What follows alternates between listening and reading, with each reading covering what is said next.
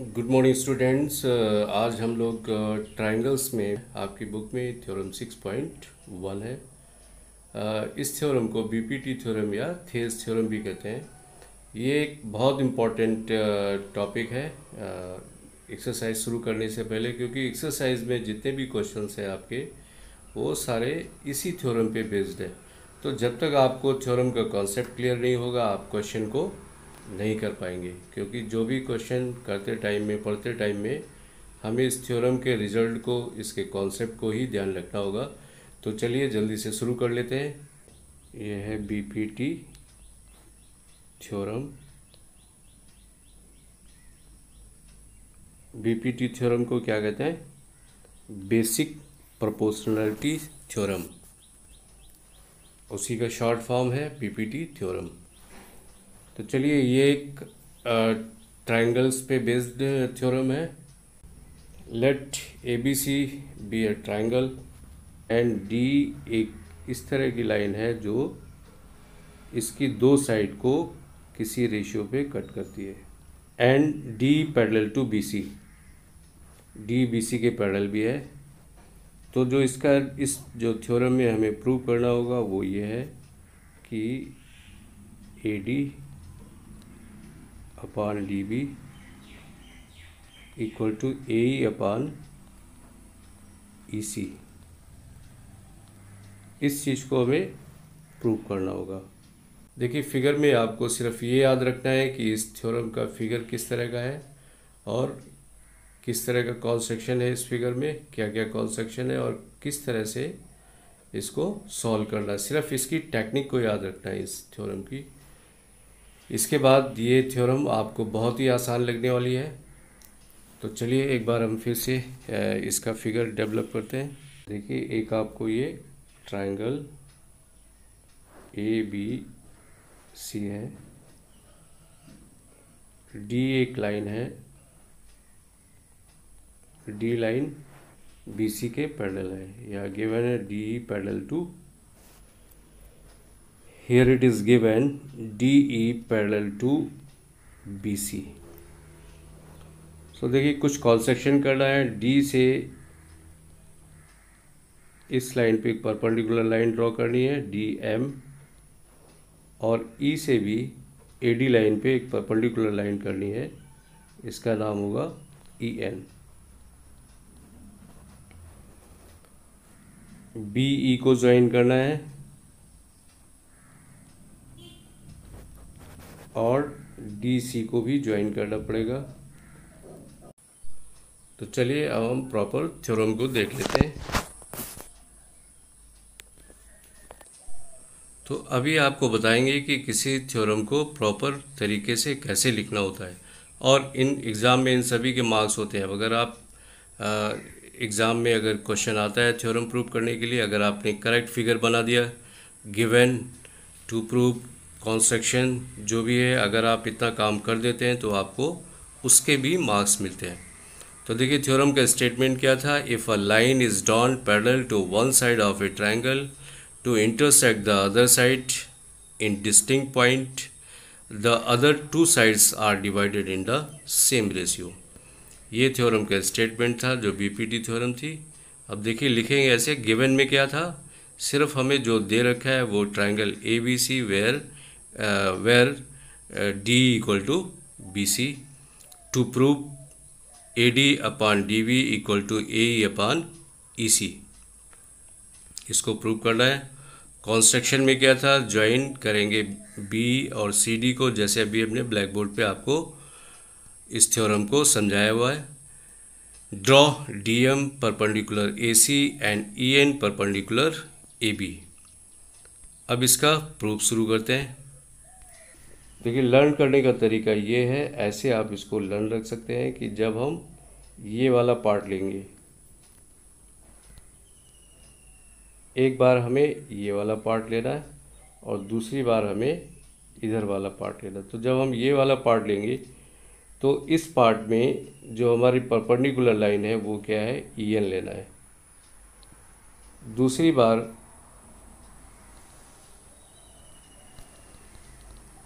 बार जब हम इस साइड का एरिया लेंगे, ये तो ऊपर वाला अभी भी आ रहा है ट्राइंगल ए डी और नीचे ट्राइंगल सी ई डी। जब हम इस तरफ के एरिया लेंगे तो हमें परपेंडिकुलर लाइन किसको लेना है, डीएम को लेना है। डीएम हमारी परपेंडिकुलर लाइन होगी। देखिए, इस थ्योरम को प्रूव करने से पहले आपको एक छोटी सी ट्रिक बताते हैं। अगर आपने ट्रिक को ही याद रखा तो ये थ्योरम अभी 2 मिनट में आपको याद हो जानी है। क्योंकि स्टेटमेंट तो आपको बड़ा सा स्टेटमेंट दिखेगा, आप सोचेंगे बहुत बड़ी थ्योरम है, कैसे करना है। बट एक छोटा सा तरीका बता रहे हैं। देखिए, ट्राइंगल जो, अब ध्यान से देखना, सिर्फ फिगर को देखना है आपको। इन ट्राइंगल ए डी ई, देखिए पहले तो ए डी जो ट्राइंगल है, हमें ऐसा लग रहा है जैसे ये फ्रॉग का चेहरा हो। तो ये जो फ्रॉग लाइक ये आपका ट्राइंगल है, इट इज़ इम्पॉर्टेंट। इस ट्राइंगल को इस थ्योरम में हमें 2 बार यूज़ करना है। इसका एरिया 2 बार फाइंड आउट करेंगे। देखिए, अब देखिए मेन ट्रिक पे आते हैं। एक स्टेटमेंट के लिए हमें क्या करना है, area of triangle A D E upon area of triangle B D E. जब हम ये वाला एरिया ले रहे होंगे तो इसमें हमें परपेंडिकुलर लाइन ई एन को लेना है, क्योंकि ये लेफ्ट साइड में ई एन यही आ रहा है। जब दूसरे साइड में, अब दोबारा हम शिफ्ट करते हैं, दूसरे साइड में जब दोबारा स्टेटमेंट लिखेंगे तो फिर से एक बार फिर area of triangle A D को लेना है और इस बार हमें परपेंडिकुलर लाइन डी एम को लेना है और दोबारा area of triangle D C E को लेना है। तो इसमें भी हमें परपेंडिकुलर लाइन डी एम को ही लेना है। तो देखिए दोनों का परपेंडिकुलर लाइन। अब आप कहेंगे कि जो ट्राइंगल बी डी ई है, इसकी परपेंडिकुलर लाइन ई एन कैसे हुआ? ई एन तो इसके बाहर लाई कर रही है। तो आपको पता है कि जो ऑब्ट्यूज एंगल होता है उसका परपेंडिकुलर उस ट्राइंगल के बाहर साइड में लाई करता है। Area of triangle A D का परपेंडिकुलर तो ई एन हो गया और ई एन उसके इनसाइड ही लाई कर रहा है। बट जब हम area of triangle B D find out करेंगे तो जो परपेंडिकुलर लाइन है ई एन, वो उस ट्राइंगल से बाहर लाई करती है। और ऐसा होता है ऑब्ट्यूज ट्राइंगल के लिए। इसमें ऑब्ट्यूज ट्राइंगल में हमेशा जो परपेंडिकुलर लाइन होती है वो ट्राइंगल के बाहर ही लाई करती है। तो चलिए अब हम देख लेते हैं कि इन्हीं जैसे जो हमने ट्रिक बताया गया है उसके अकॉर्डिंग ही उसको ध्यान रखना है और आप देखते जाइए। Area of triangle A D equal to जो फार्मूला होता है हाफ बेस इंटू हाइट, इसी फार्मूले को बार बार लगाना है। तो half A D into E N, ये एरिया था ऊपर वाले ट्राइंगल का। Now area of triangle B D equal to half base into height, तो half into D B into E N, ये स्टेटमेंट हो गया 2। अब देखिए हम 1 और 2 स्टेटमेंट को डिवाइड कर देते हैं। जैसे कि अभी हमने अपनी ट्रिक में बताया हुआ था कि इसको दोनों को डिवाइड कर देना है। इसमें देखिए ई एन और ई एन कॉमन आ रहा है, ये दोनों कैंसिल हो जाएगा, हाफ हाफ भी कैंसिल हो जाएगा। तो अब आपके पास एक स्टेटमेंट ए बचा है। ए स्टेटमेंट क्या बचा है? Area of triangle A D upon area of triangle B D equal to A D upon D B. तो चलिए दूसरी साइड जो हमने बताया था कि अभी दूसरी साइड में फिर हम क्या लेते हैं, दोबारा फिर से area of triangle A D, ये आ गया आपका half A into D N D M. दोबारा फिर से हम area of triangle A D को लेते हैं half into A into D M, ये स्टेटमेंट 3 हो गया। Again area of triangle D E C, इसमें भी half E C into D M, ये स्टेटमेंट 4 हो गया। डिवाइड करेंगे 3 एंड 4 को, तो area of triangle A D upon D E C equal to half, इनका फार्मूला यूज़ करेंगे और इसके बाद ये यहाँ से भी कुछ टर्म्स हाफ हाफ कैंसिल हो जाएगा, डी एम और डी एम कैंसिल हो जाएगा और ये बच गया आपका ए एंड ई सी। ये हो गया हमारा स्टेटमेंट बी।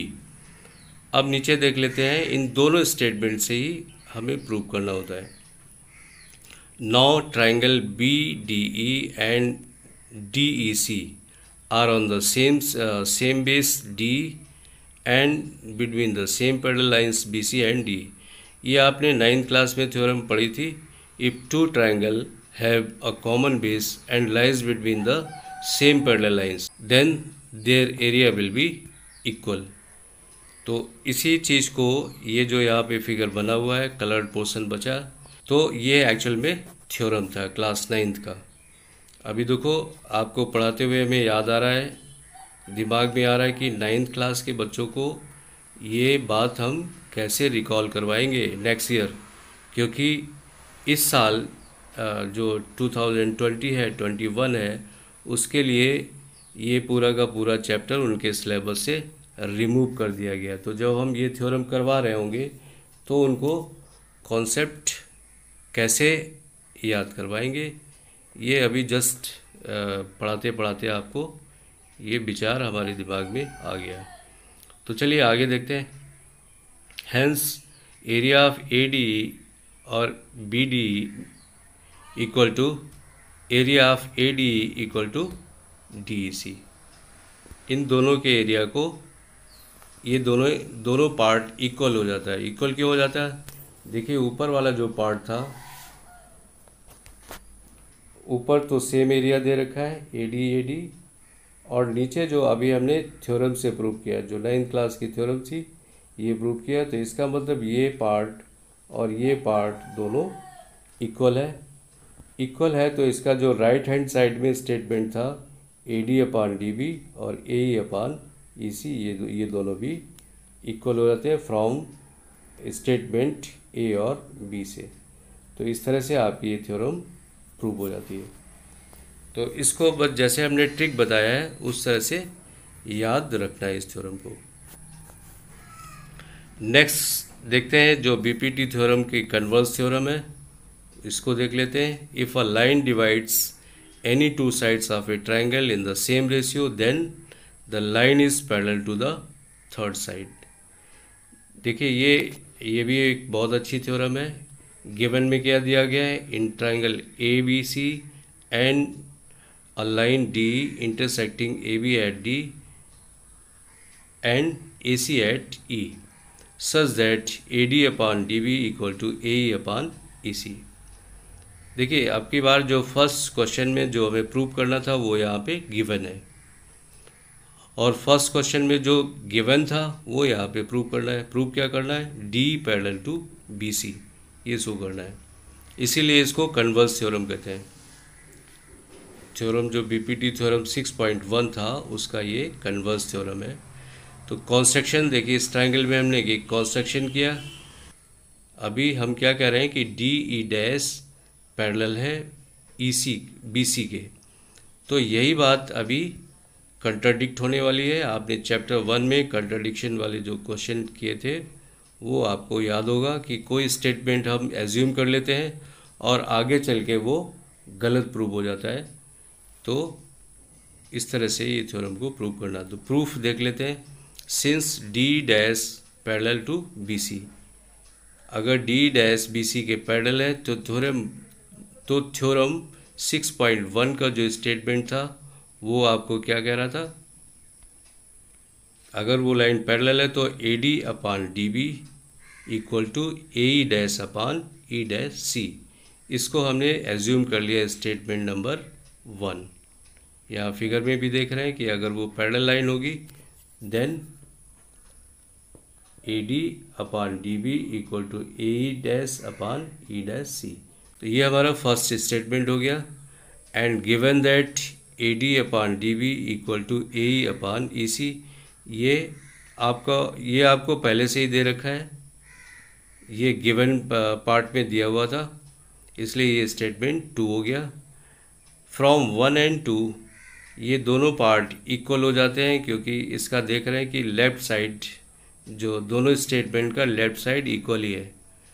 तो जब किसी दोनों स्टेटमेंट का लेफ़्ट साइड इक्वल है तो इसका मतलब ये राइट साइड भी इक्वल होगा। तो from statement 1 and 2 AE'/EC equal to AE/EC। अब हम क्या करते हैं, इस दोनों साइड में 1 को ऐड कर देंगे। तो AE'/EC plus 1 equal to AE/EC plus 1।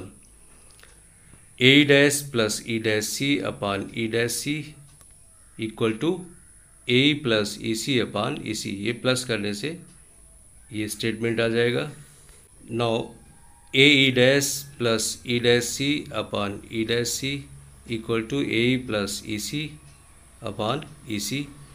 तो ऊपर वाला पार्ट ऐड करने के बाद ए सी मिलता है, A C upon E dash C equal to दूसरी साइड भी ए सी मिलता है, ए सी अपान ई सी। ए सी दोनों तरफ से कैंसिल हो जाएगा। यहाँ से ए सी और ए सी को दोनों तरफ से कैंसिल कर देंगे। तो ये जो पार्ट बचेगा हमारा 1 upon E dash C equal to 1 upon E C. जब क्रॉस मल्टीप्लाई करेंगे तो ये आ जाएगा E C equal to E dash C. तो देखिए यहाँ पे एक कंट्राडिक्शन अराइज हो गया। अब ये कह रहा है कि 10 ई एंड ई डैश कॉन्साइड। देखिए इस फिगर में ई डैश और ई पॉइंट कॉन्साइड हो रहा है, और ये कॉन्साइड इसलिए हो रहा है क्योंकि ये हमारा स्टेटमेंट कह रहा है कि E C equal to E dash C. इसका मतलब ये दोनों पॉइंट अलग नहीं है। Since D dash parallel to B C therefore D parallel to B C. क्योंकि पॉइंट ई डैश और ई दोनों कॉन्साइड हो रहे थे, इसलिए ये लास्ट में स्टेटमेंट प्रूव हो गया। Since D E dash parallel to B C therefore D parallel to B C has proved. तो आपकी दोनों थ्योरम को अच्छी तरह से कर लेना है। इनको जैसे हमने ट्रिक बताया फर्स्ट थ्योरम के लिए वो याद रखना है। जब फर्स्ट याद हो जाएगी तो आप सेकंड को भी याद रख सकते हैं।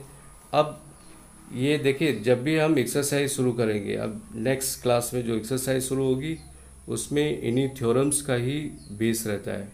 इसके स्टेटमेंट को याद रखना होगा, इसके कॉन्सेप्ट को याद रखना होगा, तभी आप क्वेश्चन समझ पाएंगे।